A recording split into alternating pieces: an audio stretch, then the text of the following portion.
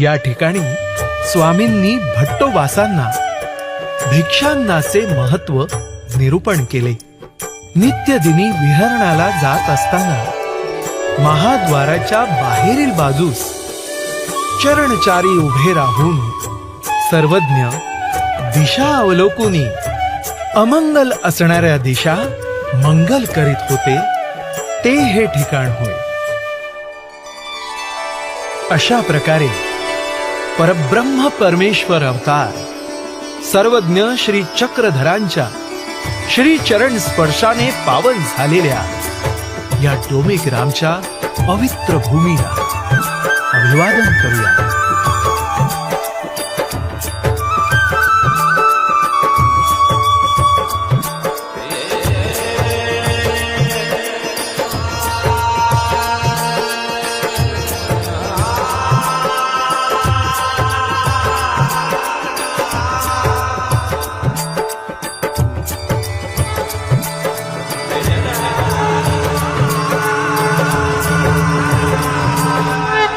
कौनी ठाई कौनी विशेष, कौनी ठाई कौनी विशेष, अवघे विशेष डोमेग्रामी असती, अशी महिमा असलेलं महानुभाव पंथातील अत्यंत महत्त्वपूर्ण स्थान म्हणजे डोमेग्राम होय. तर ती मदळसा की जिच्यावरती श्रीकर ठेवून आमच्या स्वामींनी साधांना महाराष्ट्राचं भविष्य कथन केलेलं आहे.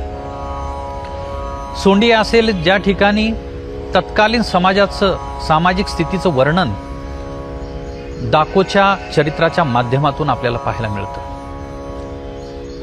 ती सोंडी आहे ज्या ठिकाणी पाठकाचा अत्यंत भाव आपल्याला दिसतो.